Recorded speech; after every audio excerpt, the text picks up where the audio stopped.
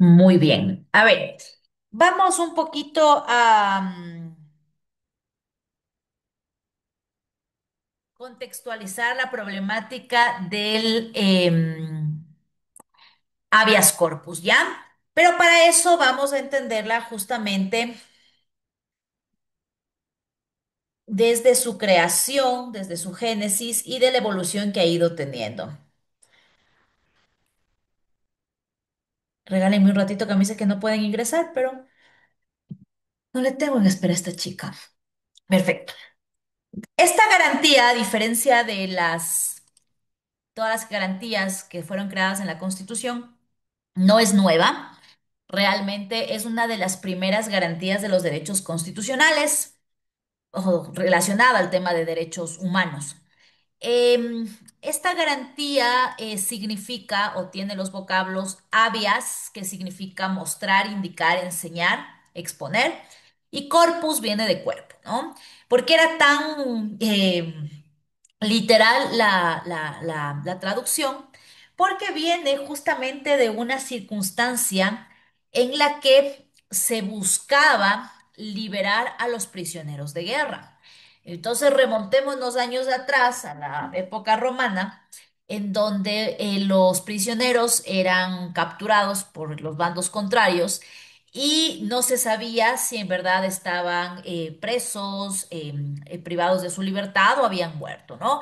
Entonces era como una especie de solicitemos el habeas corpus, solicitemos que expongan el cuerpo, solicitemos que esta persona sea exhibida y literalmente eran gráficamente exhibidas en las plazas públicas, ¿no? De ahí deviene el término habeas corpus, obviamente ya no con la connotación gráfica de la época, pero sí con la necesidad de tutelar este derecho fundamental, ahora constitucionalizado, y tal vez uno de los derechos más, no, sabemos que los derechos no están jerarquizados o hay derechos más o menos importantes, pero sí hay ciertas circunstancias en las que los derechos, pues, sí adquieren mayor valor, ¿no?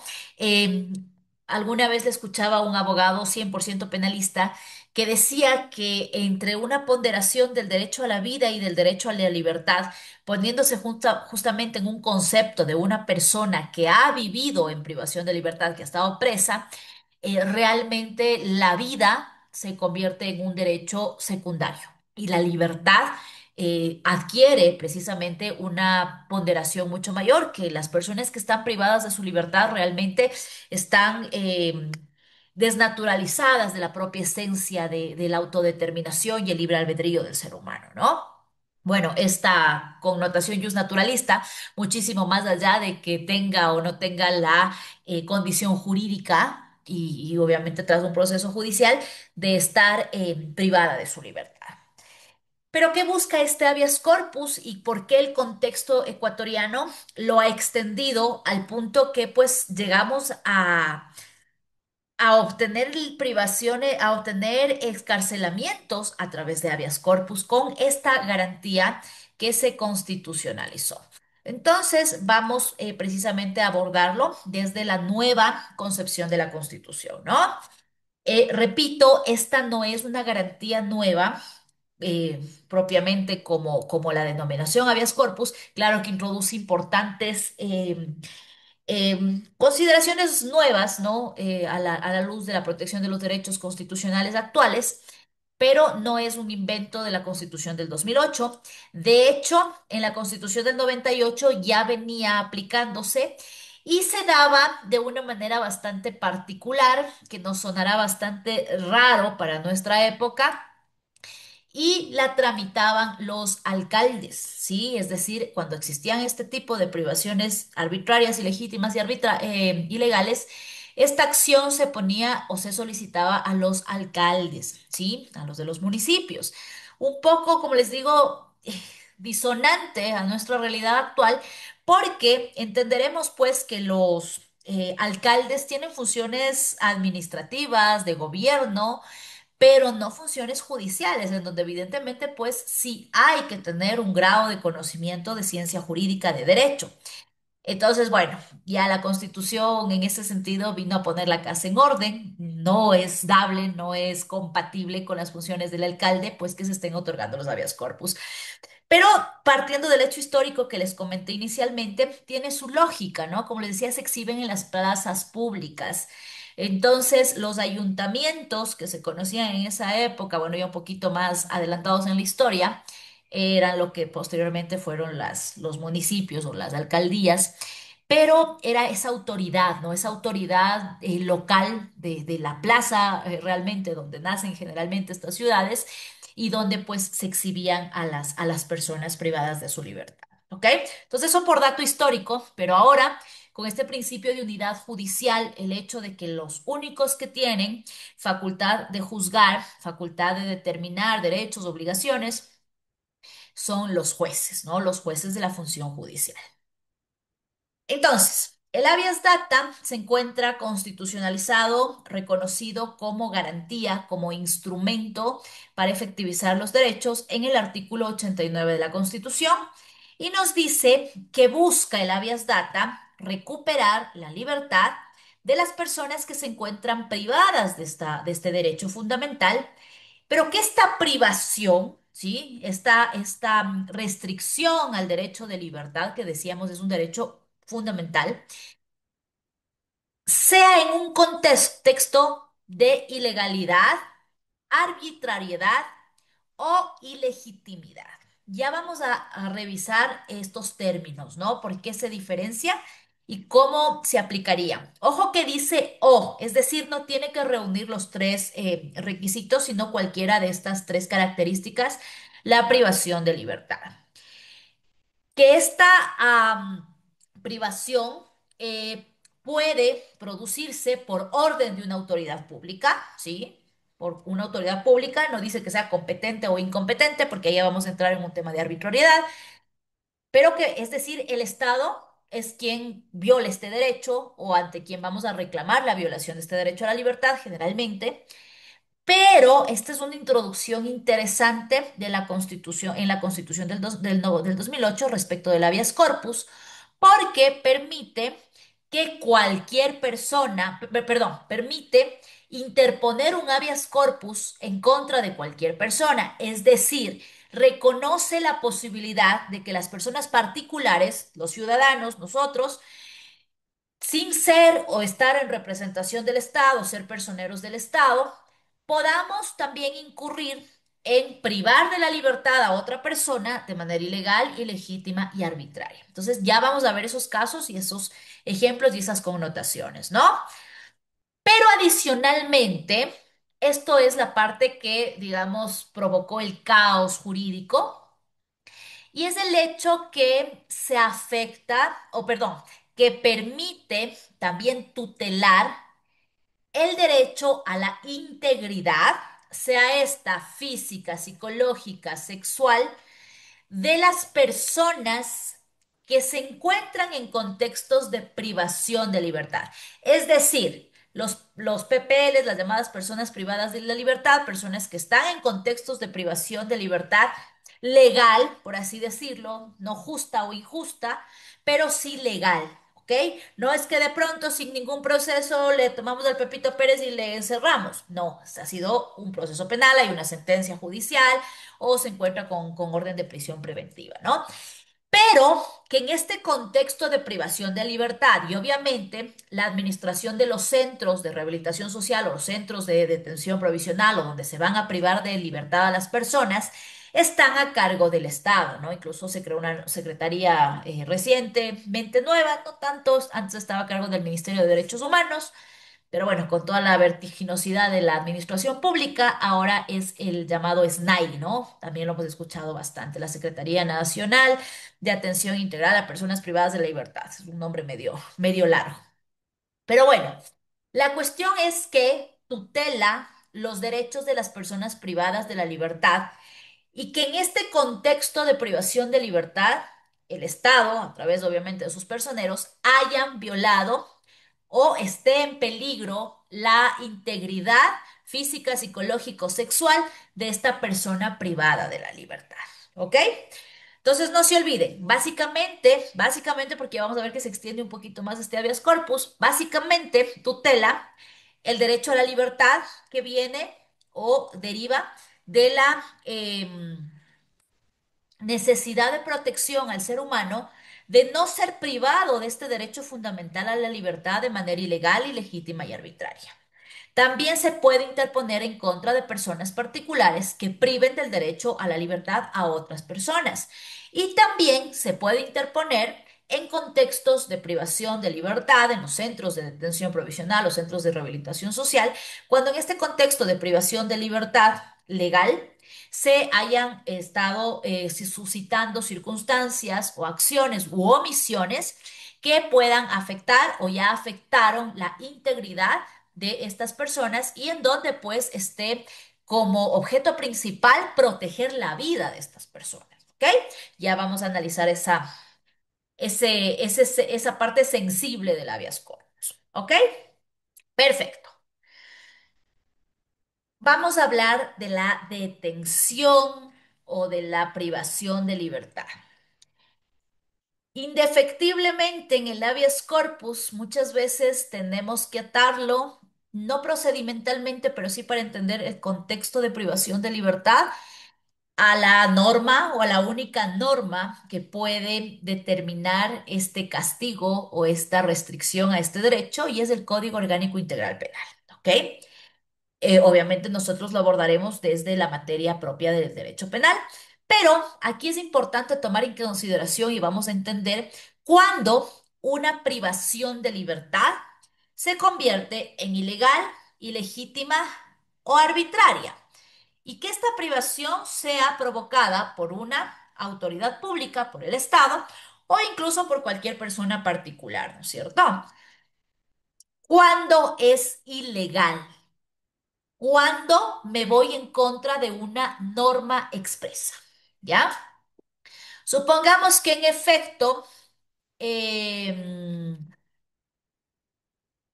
Pepito Pérez lo encuentran robando, ¿ya?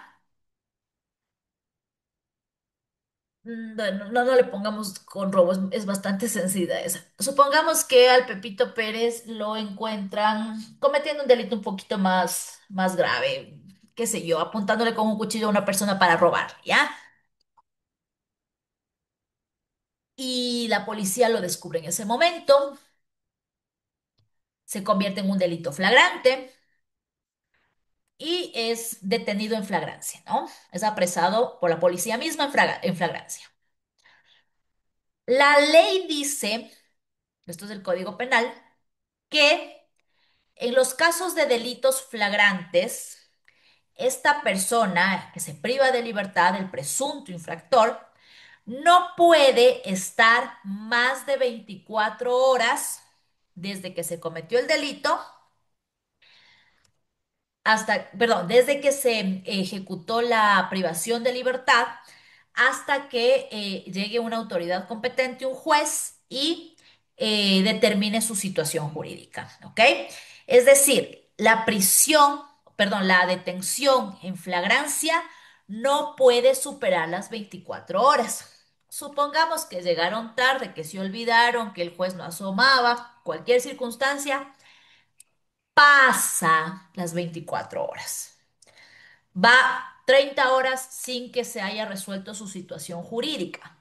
Por más que existieron todos los elementos iniciales para configurar y para justificar la flagrancia, sucede que en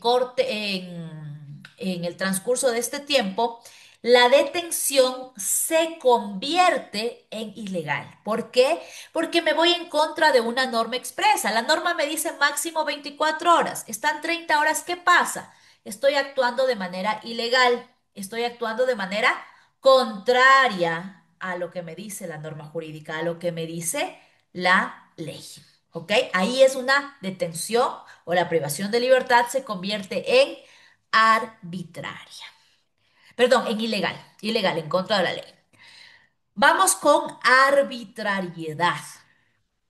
Existe arbitrariedad cuando no tengo la facultad legal para poder privar de la libertad a una persona. ¿Ya? Y esto no solamente le corresponde al Estado, ¿no? Supongamos que mañana viene un guardaparques del Ministerio del Ambiente y yo estaba intentando talar un árbol y él considera que es un delito ambiental y en ese momento me detiene y me lleva a un cuarto, una oficina y me priva de mi libertad. Esa actuación de un funcionario público es arbitraria. ¿Por qué? Porque entre sus funciones no está la de privar a una persona. Tal vez sí cuidar el bosque, si había estas circunstancias, llamar a las autoridades competentes, pero no, en este sentido, actuar de manera extralimitada a sus funciones. ¿Sí? Entonces, ahí existe arbitrariedad. Cuando también existe, en este sentido, la ilegitimidad. Es ilegítimo, en cambio, el acto que eventualmente podría haber sido ejecutado, pero que se extiende de sus funciones.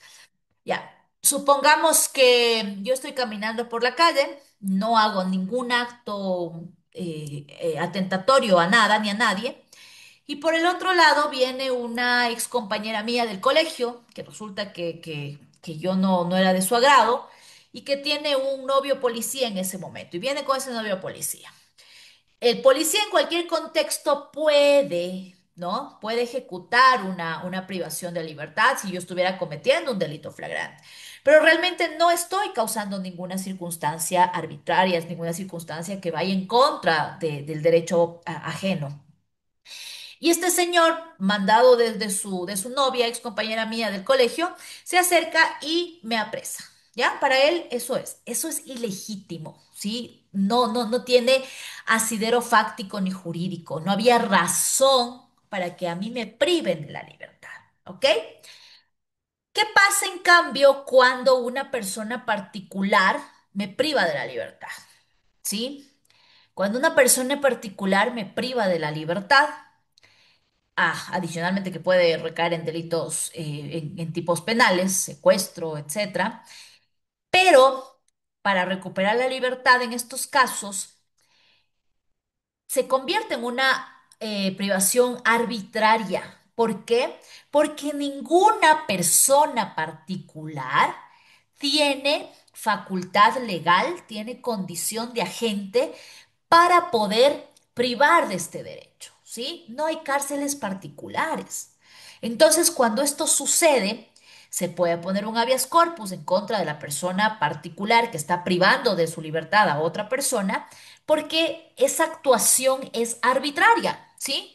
Va en contra de lo que le corresponde hacer. No tiene facultad, ni siquiera es funcionario público, ¿ok? ¿Y en qué casos? Esto es muy reciente a nuestra era. Existen los llamados centros de desintoxicación para alcohólicos anónimos, en donde pues muchas de las veces las personas que ingresan ahí no lo hacen por su propia voluntad, sino que realmente pues tal vez la familia no con el afán de causarle daño, sino con la intención de tratar justamente esta, lo que es una enfermedad ya considerado el consumo excesivo de alcohol y de drogas, pero de todas maneras viola este derecho a la libertad y a la autodeterminación de esta persona. Y estos centros no pueden actuar en contra de la determinación de una persona. Si tienen autorización, pues están haciendo su trabajo y están haciendo a contraprestación de servicios profesionales, un contrato particular civil, no hay problema. Pero cuando, lo que generalmente pasa es que no hay esta voluntariedad del paciente, por así decirlo, entonces ahí se convierte en arbitraria, ¿sí? Ahí podemos, y se han dado casos en donde se recupera esta libertad por, por haber estado en estos centros sin el consentimiento voluntario del paciente. Se inventaron realmente una cosa muy novísima, bastante rara también, que se denominan centros de deshomosexualización. No sé si alguna vez han escuchado, de hecho hubo un caso que se judicializó a través de un habeas corpus acá en la ciudad de Quito por el sector de la mitad del mundo. Me parece que existían estos centros, unos padres de una chica que era abiertamente homosexual, declarada lesbiana, consideran que lo que la chica tiene no es una decisión de su libertad y de su vida sexual, sino que obedece a una enfermedad y que estos centros ofrecen a través de tratamientos. Ya incluso dentro del caso se determinaban que eran tratamientos de tortura, de vejamiento, ¿no? Ofrecían curarles de la enfermedad del homosexualismo, ¿sí? Entonces esta chica llega a este centro obligada, pues por poco maniatada, y no sé bien, pero otra persona desde fuera, me parece que era un amigo, un conocido, pone el habeas corpus en contra de este centro, pues, y la liberan. La operación como tal no está mal del centro, ¿no? Igual de los centros de desintoxicación de alcohólicos anónimos, ni de drogas. Lo que está mal y lo que cae justamente en una violación, una vulneración a estos derechos, es cuando no se tiene el consentimiento de la persona que en este caso va a ser tratada. ¿Ok? Perfecto. De ahí, pues, siempre y cuando no atente a la salud humana, no somos libres de realizar cualquier tipo de práctica, medicina, incluso medicina alternativa, creencia, lo que sea. Perfecto. Vamos con la última partecita del habeas corpus que les dije es lo que ahora la Corte tuvo que intervenir con pinzas a algo que se veía venir. Resulta que esta Constitución garantista considera que en circunstancias de privación de libertad también los PPLs pueden ser sujetos a violaciones de sus derechos humanos, especialmente su integridad y su vida. Y bajo las circunstancias concretas de conocimiento público, ¿qué centro de privación de libertad garantiza el derecho a la vida y a la integridad de sus privados de libertad? Realmente la situación de los centros carcelarios es deprimente en el país. Realmente es una situación en donde pues de ninguna manera hay integridad, ¿sí? Se producen daños internos, el tema de la delincuencia profesionalizada a nivel interior de las cárceles. Bueno, realmente no son condiciones en donde una persona pueda decir, sí, aquí se respeta mi integridad y mi vida.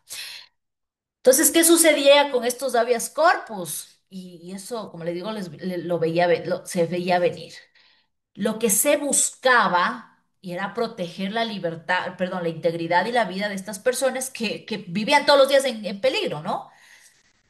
Y se empezaron a poner estos habeas corpus y lo que se pedía como medidas de reparación era tal vez en ciertos casos, como ya última circunstancia de estrategia del abogado que defendía estos casos, era que le pasen a otro centro de privación de libertad. Pero lo que realmente se buscaba era que estas personas se les dé medidas alternativas o medidas sustitutivas a la detención, a la privación de libertad, a que estén en el centro y pues puedan cumplir a través de presentaciones periódicas, prohibición de salida del país, bueno, lo que ya veremos en materia penal como medidas cautelares. Pero ya estaban afuera y ese era el gran objetivo realmente, disfrazado, más bueno, no disfrazado, más bien pretextuado desde la situación de los centros de privación de libertad. Todos los presos estaban en circunstancia fáctica de demostrar que en los lugares en los que están, pues no se atenta contra, no se respeta más bien su integridad física, psicológica ni sexual en muchos de los casos, ¿no? Entonces, ahí es lo que se desnaturaliza esta acción de los habeas corpus y se empieza a criticar fuertemente a los jueces y a los sistemas y al sistema, a la función judicial en sí. y la misma función judicial entra en una crisis interna. Mientras habían jueces y fiscales que incluso se exponían en sus trabajos para realizar lo que les correspondía, que era realmente la investigación, el proceso penal y que si es que era declarado culpable, pues este individuo cumpla su pena en un centro de privación de libertad. Pero por otro lado, los mismos jueces de la misma función judicial, a través de habeas corpus, los liberaban. ¿No? Entonces fue una hecatombe cuando todo el mundo empezó a salir con habeas corpus, ¿no? Incluso los grandes narcotraficantes que ahora hemos estado viendo todas las condiciones en las que vivían, se escondían y demás, utilizaban el habeas corpus. Incluso, y justamente esto es icónico, que ya lo vamos a ver como regla de competencia, fue el mismo caso de Jorge Glass, ¿no? Que en varias situaciones interpuso esta garantía con la finalidad de poder salir, hasta que una vez salió, ¿no? Y no se olvidarán que después de 15 días tuvo que volver porque se revocó la sentencia. Entonces ya vamos a analizar ese caso porque a partir de estos casos icónicos, políticos, si se quiere, pero la Corte fue llamada a intervenir y pues de establecer ciertas medidas que obliguen de alguna manera a frenar estos abusos de los habeas corpus. ¿Ok? Perfecto. Vamos por acá. Este habeas corpus, como les decía, sí se extiende para ciertos otros casos. A proteger también a personas extranjeras de la deportación, de que sean tal vez llevadas a su país de origen cuando su vida corre peligro, ¿no? Entonces, en esos casos también ellos pueden optar por un habeas corpus. También pueden optar en casos de exilio forzoso, de ser desterrados, o también nos habla de la expatriación, ¿no? Eh, Son términos que realmente actualmente ya no se utilizan mucho. Estos vienen también de contextos políticos, generalmente en épocas anteriores, inicios de la República, cuando existían ciertos líderes políticos, que bueno, realmente no eran líderes políticos, sino eran gente con un nivel cultural, académico, de estudio, influenciable, ¿sí? Escritores por lo general, médicos, abogados, tal vez las incipientes profesiones que existían en la época, pero que representaban por su pensamiento, por sus expresiones escritas, desestabilización para los poderes de turno. Y ahí era muy frecuente los exilios, ¿no? Estas personas eran expulsadas del territorio ecuatoriano, o sea, eran realmente sacadas a la fuerza y no podían estar ahí, ¿no? Incluso escribían desde el exilio. Eh, es un poco improbable que suceda, pero lo ha considerado el habeas corpus. Tiene también una connotación importante en casos de desaparición forzosa o que tutela el derecho de las personas a no ser desaparecidas forzosamente. ¿Cuál es el contexto o a qué se refiere el término desaparición forzosa? Desaparecidos, lamentablemente, y acrecentando justamente la crisis delincuencial del país, pues es algo que se ve todos los días, que estamos viendo las fotos de se busca, ya desapareció, y es bastante frecuente esas situaciones actuales, ¿no? Pero no se refiere a estos desaparecidos, sí, en manos de la delincuencia o a veces que ni siquiera estaban desaparecidos y no asomaban nomás, pero no se refiere a esos casos. La desaparición forzosa se da cuando existe necesariamente, es decir, es un requisito para configurar esta actuación que haya intervenido un agente del Estado, ¿sí? Es decir, hay desaparición forzada cuando hay responsabilidad o hay intervención del Estado a través de un agente estatal. Caso icónico, caso de los hermanos Restrepo, ¿sí? Desaparecidos, sí, desaparecidos, porque hasta la presente fecha no se encuentran los cuerpos, entonces no podemos hablar de un crimen o algún tema de ese tipo de responsabilidad del Estado, pero sí de desaparición forzosa porque se demostró, eso sí se cotejó, que los menores fueron ingresados a manos del SIC de esa época, una división de la línea de la Policía Nacional que investigaba casos de terrorismo eh, y delincuencia organizada y los grupos subversivos, pero había constancia, ¿no? Incluso ya testificaron los mismos policías, guardias que estaban de turno cuando sucedieron estos hechos, que fueron desaparecidos pues en manos del Estado. Eso se llama desaparición forzosa. Cuando hay indicios de que hay una desaparición forzosa y se pone un habeas corpus, obviamente no sé quién la desapareció, va en contra del órgano que tiene pues a su cargo la Policía Nacional. Actualmente es el Ministerio del Interior. Ya sabemos que estos le llaman un día un nombre al ministerio, pero es quien tiene a cargo pues la Policía Nacional, ¿no? La fuerza pública en este sentido. Y comparecen a través del alto mando de la policía, ¿sí?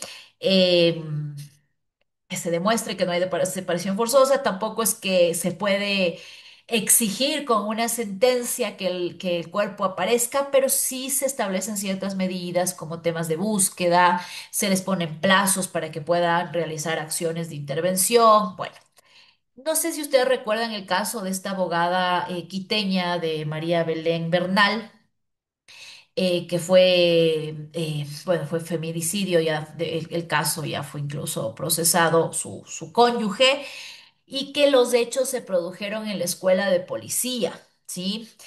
Eh, como sabían los hechos, hasta donde antes de que aparezca el cuerpo de esta persona, pues ya el cuerpo es inerte, se interpuso un habeas corpus por esta cuestión que podía tratarse de una desaparición forzosa. ¿Por qué? Porque se dio en un recinto estatal, ¿sí? Se dio en un recinto policial, es mal, por eso era la conmoción del caso. Evidentemente, pues cuando ya aparece el cuerpo, ya no estamos hablando de una persona desaparecida, pues sino ya de un cadáver y obviamente la connotación de los hechos y lo que se circunscribe a la investigación y al proceso penal es otro el giro, ¿no? Pero por eso les digo, el caso de los hermanos Restrepo es bastante ejemplificativo para tomar en consideración esta garantía, ¿no? También deviene del hecho de que se puede interponerla para no ser torturada, tratada de forma cruel, inhumana o degradante en los contextos de privación de libertad. Y como les decía, pues creo que es una práctica más común que la excepcionalidad, que en las cárceles son torturados, son tratados de forma cruel, inhumana o degradante, independientemente si consideramos que su estancia en esos lugares es justa o injusta. ¿Sí? Perfecto, y como les decía, para los casos de los extranjeros. Ahora, ¿qué particularidad tiene el habeas corpus? Si en el resto de derechos que tutelaba la acción de protección que vimos de ayer, nosotros decíamos si necesitan un grado de intervención un poco más urgente, miren ahí la importancia del derecho a la libertad. En el habeas corpus exige la norma que en 24 horas desde que el juez conoce el habeas corpus ya se convoque a audiencia. Es bastante complejo en la práctica, pero se trata de hacerlo, ¿sí? Es una garantía que tiene que actuar, pero a la ya, o sea, porque realmente ahí se ve la connotación de la importancia, de la delicadeza, de la fragilidad del derecho a la libertad, que es el que precisamente es jus natural a la condición del ser humano. Y por eso la emergencia, por eso la prioridad para que éste pueda ser tratado de manera inmediata. ¿Sí? Perfecto. La acción puede ser interpuesta por cualquier persona, ¿sí? Les voy a decir una particularidad de las garantías jurisdiccionales. Normalmente los procesos judiciales tienen una legitimación activa y una legitimación pasiva. La legitimación activa es mi derecho para poder interponer una demanda. Y la legitimación activa es que mi condición particular me permite responder a esa demanda o soy la jurídicamente llamada a responder a esa demanda. Les voy a poner un ejemplo de legitimación activa.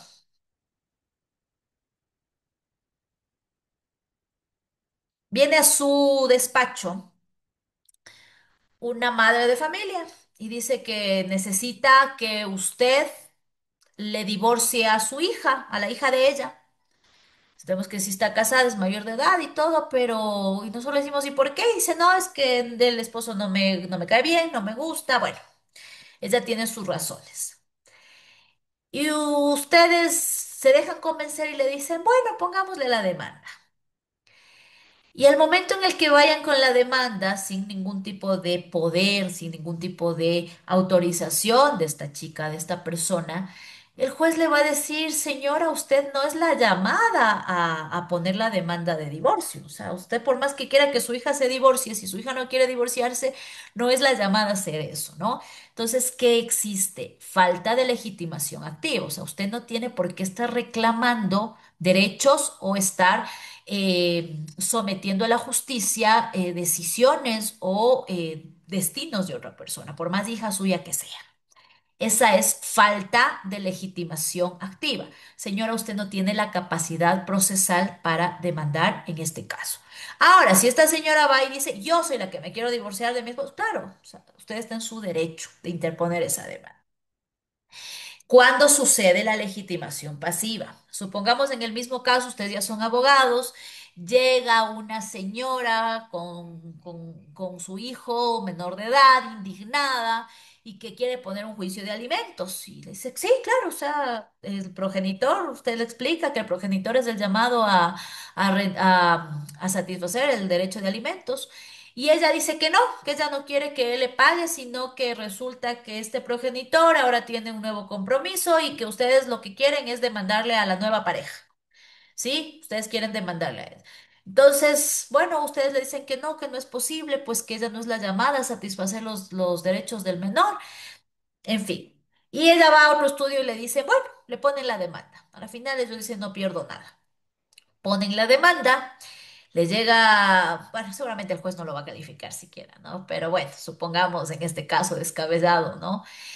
Le llega la demanda, ¿qué va a decir? Primero va a decir, yo no soy la llamada, o sea, vaya nomás a quien le corresponde. Y el juez va a decir, aquí hay falta de legitimidad pasiva, es decir, la persona a quien se está demandando no es la llamada a satisfacer el derecho. Obviamente es ya tirado de los cabellos, pero para que entiendan que tanto para demandar como para ser demandado en los procesos ordinarios, necesitamos justificar nuestra calidad, necesitamos saber por qué estamos interviniendo en esa condición. ¿Sí? Muy bien. Ahora, ¿qué sucede en las garantías jurisdiccionales? Como los derechos constitucionales son urgentes, son emergentes, hay lo que se denomina la legitimación activa abierta. Y la ley lo ha ido desarrollando, la Ley Orgánica de Garantías Jurisdiccionales, este derecho a que cualquier persona, sin necesidad de justificar relación filial, afectiva, de ningún tipo, o justificar la necesidad de intervenir, pueda interponer estas acciones en favor de alguien más. Supongamos que en una acción de protección ustedes tienen un familiar, Dios no lo permita, pero que tiene que realizarse una operación y que el Ministerio de Salud no le hace caso y están violando el derecho a la salud. La pobre persona está en una condición delicada, vulnerable, no es quien va, tal vez estás inconsciente, no es quien va a poder hacer efectivos sus derechos, ¿no? Entonces, cualquier otra persona puede representar, ¿sí?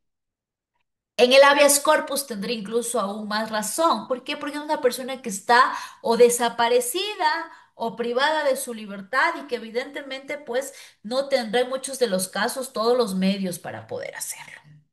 De ahí que se extiende esta legitimidad activa. Cualquier persona, dice, no tiene que ser familiar, no tiene que ser amigo, nada, cualquier persona, ¿sí?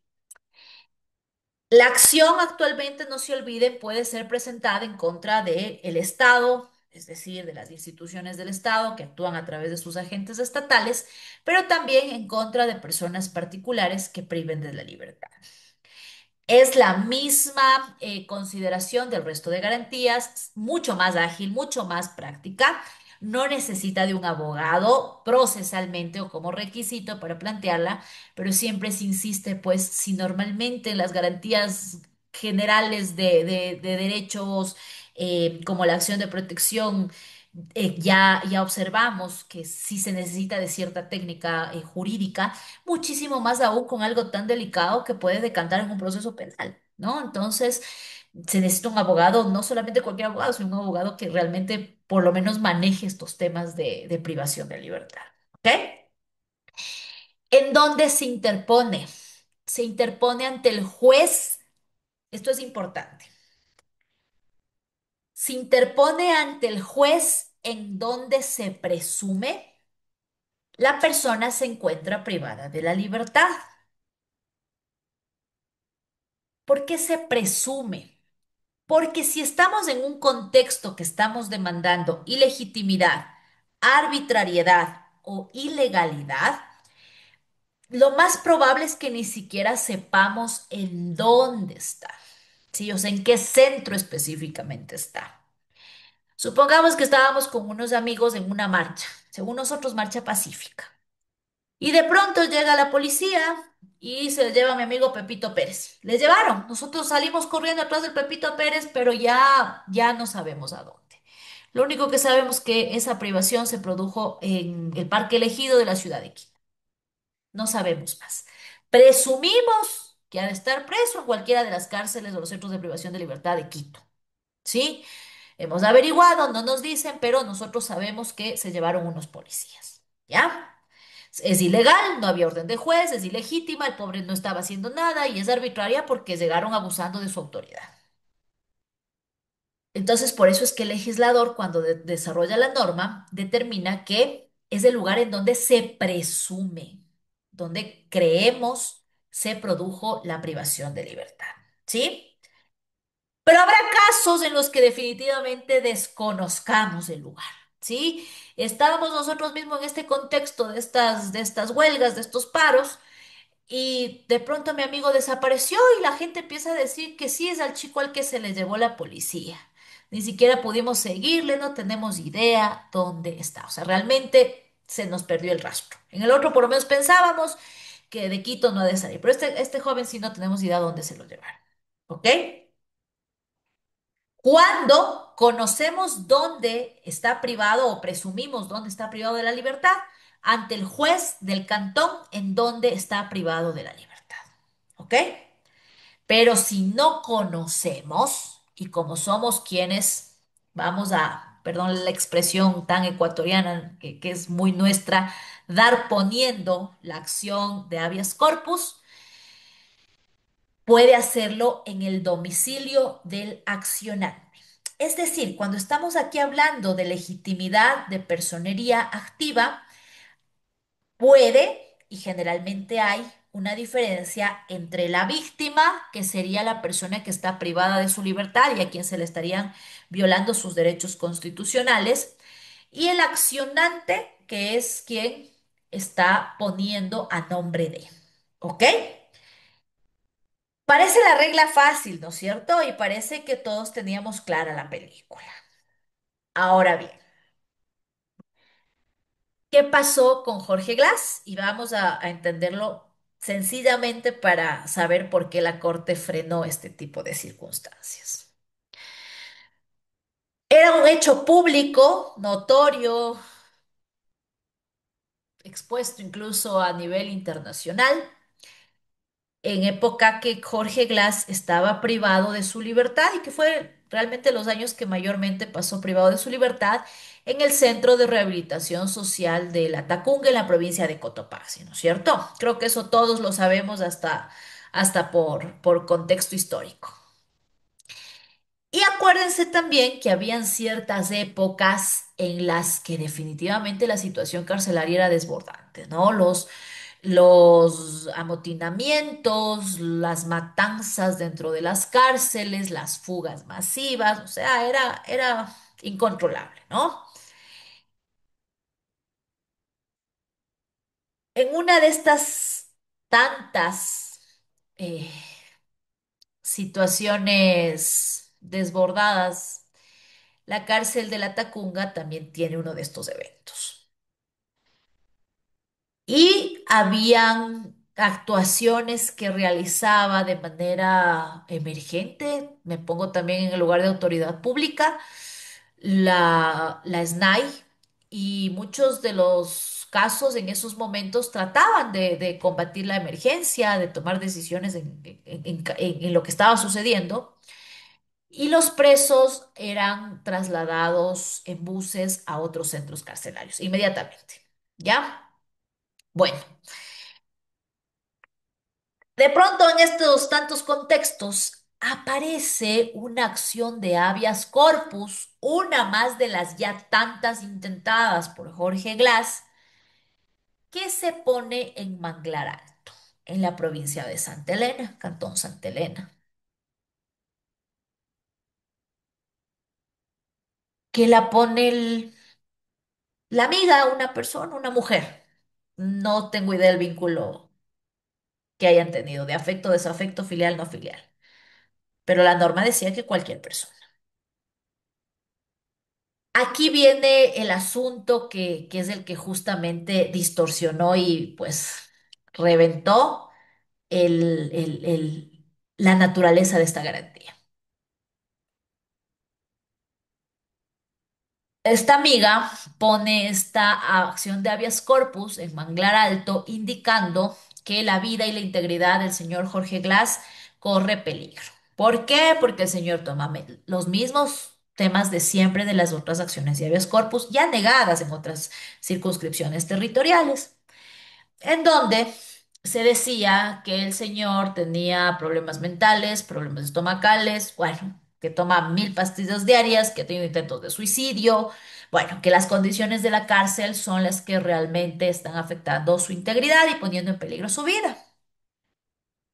Y ahora, ¿cómo es que llega a conocimiento, por qué o so pretexto de qué se pone esta acción en Manglar Alto si el señor estaba en la Tacunga?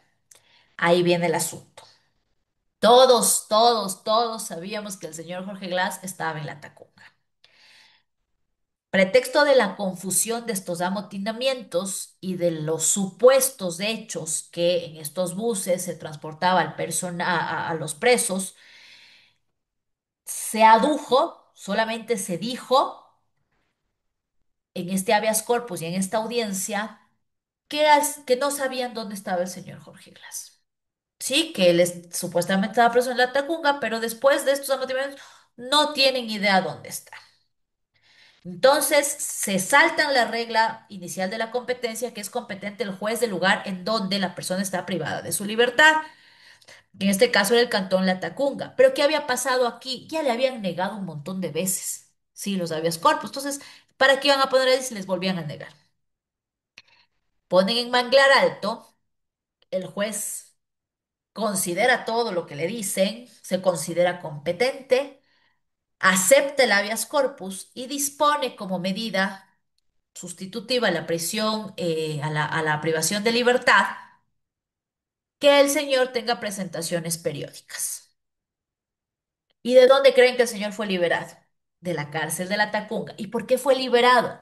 Porque como les dije ayer, a diferencia de las acciones ordinarias o de la justicia ordinaria, las garantías jurisdiccionales por lo emergente de la protección de los derechos tienen que cumplirse de manera inmediata. ¿Ya? O sea, el juez dijo, hoy sale y peor en un contexto de privación de libertad, ¿no? Si ya está con la orden de que tiene que salir, pues un segundo más es atentatorio a cualquier tipo de derecho. Se cumple en primera instancia, obviamente, la sentencia, porque por más que nos parezca y sea evidente todos los vicios procesales y toda la inobservancia del derecho al debido proceso, se tenía que cumplir. Liberan a Jorge Glass y bueno, en efecto, el señor estaba libre y bien portado, presentándose a la autoridad y toda la situación, ¿no? El SNAI, que es la institución a la que le demandaban y a la que le acusaban de violar los derechos de Jorge Glass, realmente por el tiempo tampoco es que tuvo mucha información. O sea, cuando se trabaja en el Estado también sí hay que considerar la parte operativa. Los abogados también hay veces que necesitan información y no les dan. Poco se puede hacer en esas circunstancias, ¿no? Entonces, evidentemente era más fácil y pierden el SNAI, pero tenía la obligación de apelar. Presentaron el recurso de apelación, lo conoce la Corte Provincial de Santa Elena y subsana esta cuestión, esta aberración jurídica, y la Corte Provincial identifica y comparte el hecho de que el juez de Manglar Alto no era un juez competente para conocer, resolver y mucho menos otorgar esta medida. Entonces, como se deja sin efecto, las cosas se retrotraen. Señor Jorge Glass, que estaba en su estado de libertad temporal, venga nuevamente. Y así es como regresó a la cárcel de la Tacunga. Pero este caso realmente sirvió para que la Corte Constitucional establezca reglas más específicas en cuanto al habeas corpus, ¿sí? Entonces, en habeas corpus, pues ya no solamente es cuestión de que, ay, no sé dónde está, ¿no? Realmente tiene que tomarse con pinzas estas situaciones. Y especialmente, y lo que, digamos, trascendió un poco ya a la justicia especializada, no en materia constitucional, sino en este caso de habeas corpus que sí reviste una necesidad de un conocimiento técnico, como les dije, en materia penal. Y sí resultaba un poco absurdo, ¿no? Que un juez de lo civil que está asumiendo justicia constitucional tenga que tratar temas penales. O sea, imagínense en el caos jurídico que podría haber recaído una sola persona, ¿no? Si bien el derecho y los abogados pues ven que estudiamos de todo y nos preparamos en todo, realmente la experiencia de los casos del día a día, de la especialización, o sea, yo creo que sí dan un grado de expertise del conocimiento. Pero a un juez que de pronto les llegue y sea juez constitucional, que tiene que manejar la Constitución, la Ley Orgánica de Garantías Jurisdiccionales y encima más materia penal, qué caos, ¿no? Y era un poco absurdo, ¿no? Que luego que un tribunal tal vez haya decidido la privación de libertad de una persona, entre un juez que no tiene idea de lo que es materia penal a controlar toda esa situación. Entonces, ahí en esta jurisprudencia de la Corte Constitucional, cuando suscita el caso de Jorge Glass, y bueno, venían dándose otros casos, me parece que también era el caso de Salcedo. Pero ahí aborda la Corte Constitucional una regla y dice que cuando se trate especialmente de contextos de privación de la libertad, en donde se aleguen que existe violación por afectación a la integridad y peligro de la vida, tienen que ser planteadas los habeas corpus ante los jueces de garantías penitenciarias, ¿sí? Y tiene su lógica, pues porque si está en un centro de privación de libertad, es también lógico que el sistema judicial haya previsto que en ese cantón, en donde está un centro de privación de libertad, existe un juez de garantías penitenciarias, ¿ok? Entonces, para esos casos no va a recaer en el común de los jueces la competencia, sino para cuando se trate de demandar la situación particular de las personas privadas de la libertad que estén atravesando casos o cuestiones específicas que puedan afectar su derecho a la integridad o peligre su vida. Es competente el juez de garantías penitenciarias del lugar en donde pues la persona se encuentra privada de su libertad, que necesariamente por el sistema tiene que tenerlo. ¿Ok? Perfecto. Les voy a contar un caso de un habeas corpus que ustedes van un poco a entender cómo es que se disparató toda esta cuestión. Fue una de las primeras sentencias. De hecho, yo estaba estudiando la maestría de Derecho Constitucional cuando tuve que abordar este caso. Tenía una profesora italiana que nos daba Derecho Constitucional y ella decía que si algún momento se queda sin trabajo, ella se va a dedicar a poner acciones de habeas corpus. Yo les estoy hablando de esto hace más de 10 años. en donde todavía no reventaba todo este caos de los habeas corpus, perdón. Y ahí analizamos este caso, que era el que realmente abrió la puerta a decir, "Ah, ahí hay una posibilidad de liberar presos y hay una posibilidad económica. Y bueno, el abogado se sirve de los instrumentos, ¿no? Y mientras no se considere abuso del derecho, pues están ahí las herramientas. Este caso es el primer caso que llega a Corte Constitucional, ¿sí? Por alegación respecto de una afectación a la integridad física y psicológica de un preso. Y les voy a contar los hechos.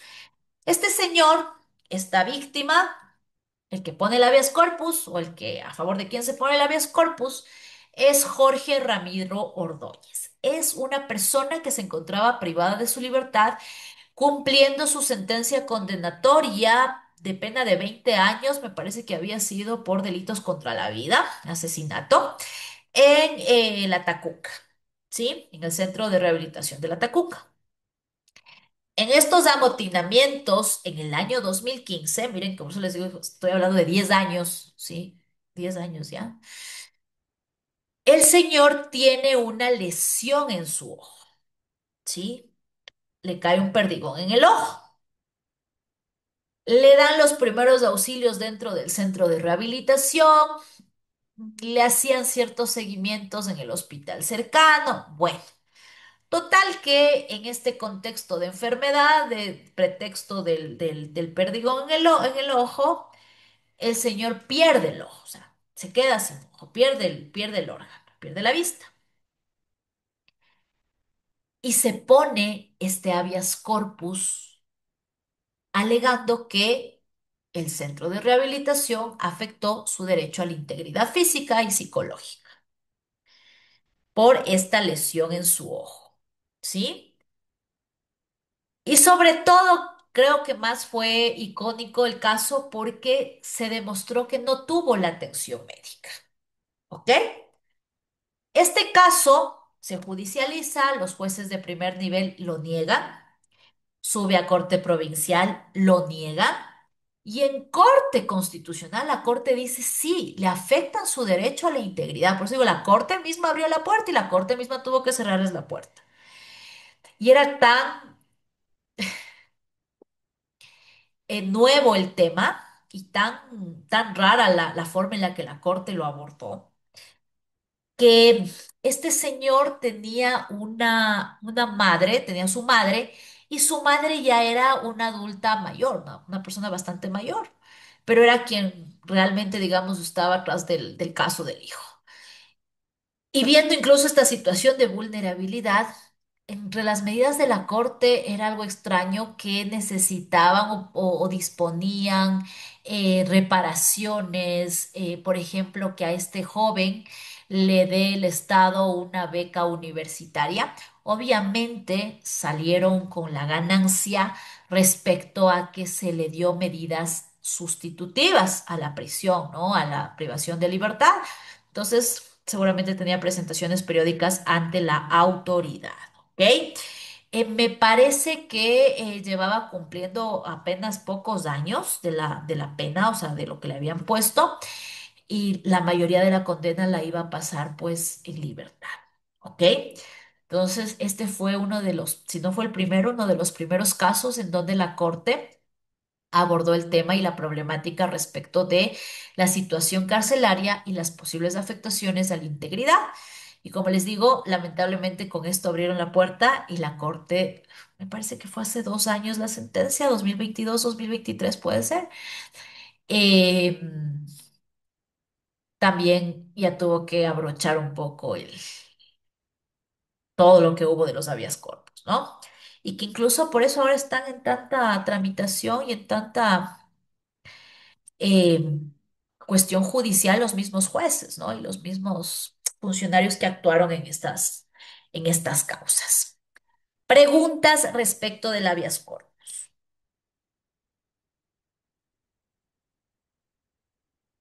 ¿Está todo clarísimo? Antes de dar la palabra, solo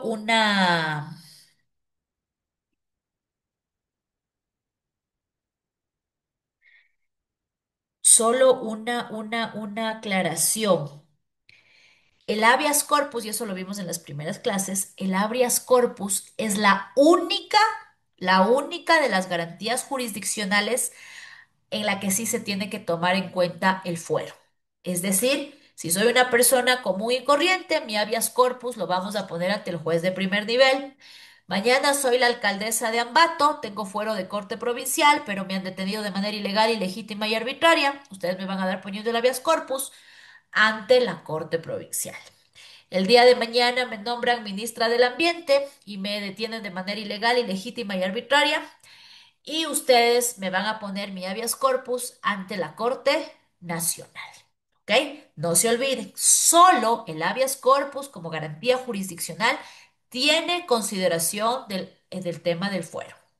Si el presidente de la República mañana, medio absurdo, ¿no? Pero quisiera poner una acción de protección, lo hace como cualquier ciudadano desde el primer nivel. Acuérdense del caso de Jorge Yunda cuando presentó una acción de protección siendo alcalde de Quito. Lo puso ante una jueza de primer nivel. ¿Sí? Muy bien. Ahora sí vamos con las preguntas. Mi querido Disney,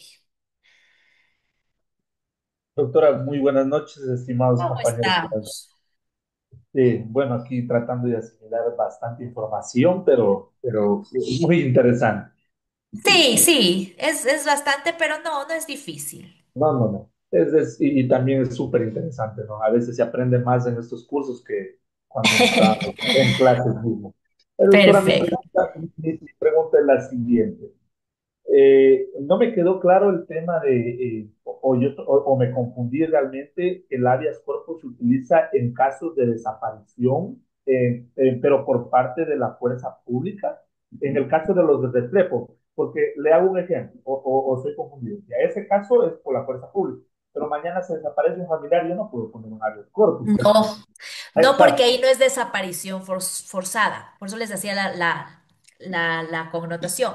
Hablamos de desaparición forzada cuando existe en el contexto de la desaparición de una persona algún tipo de intervención por parte de un agente estatal.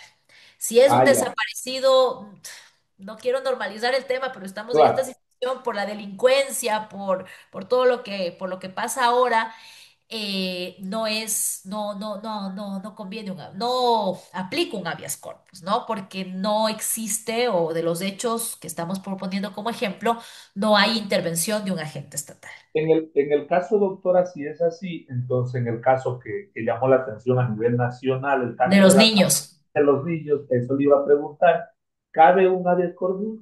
cabe un habeas corpus, pero creo que a los Pero niños ellos los fallecieron, se encontraron conoció que ya, incinerados claro, inmediatamente. claro, ahí ya no aplica, más bien ya sería No, por tema porque ahí ya penal. se considera ya el tipo penal, pues, de lo que significa que un agente estatal mate a un ciudadano. Claro. Ya, y le puedo hacer otra preguntita. Con todo gusto, claro. Ya, discúlpame que a veces No, más bien son preguntas propias y eso me da la idea que entienden el tema, si no estuvieran disparatados por otro lado. No se claro, preocupen. y esta es la oportunidad de solventarlas porque si no nos confundimos un poquito más. El tema de usted decía que en caso de que una persona sea aprendida, bueno, aprendida sería el término por cualquier ciudadano, sería considerado, bueno, yo lo entendí, ilegal. Pero el En COI, flagrancia. en flagrante, ya, pero el COI, por ejemplo, en este momento viene alguien y roba aquí en mi casa y yo lo detengo.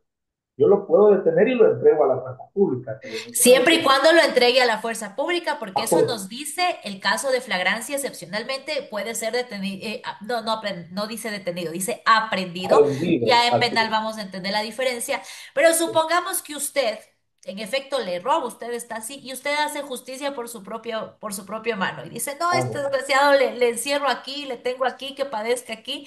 lo Eso tengo en es esto. privación ilegítima. Exacto, Claro, claro, no. O exactamente. sea, pero sí lo puedo yo detener, lo pongo a la dormir y llamo a la Y policía, lo entrega, o sea, su obligación es entregarlo a la fuerza pública. por supuesto. ¿Sí? Ya, ya, doctora, eso nada más. Gracias. Con todo gusto, ¿no? Muy bien, muy bien. Abraham,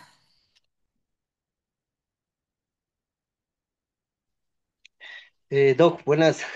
¿cómo estamos?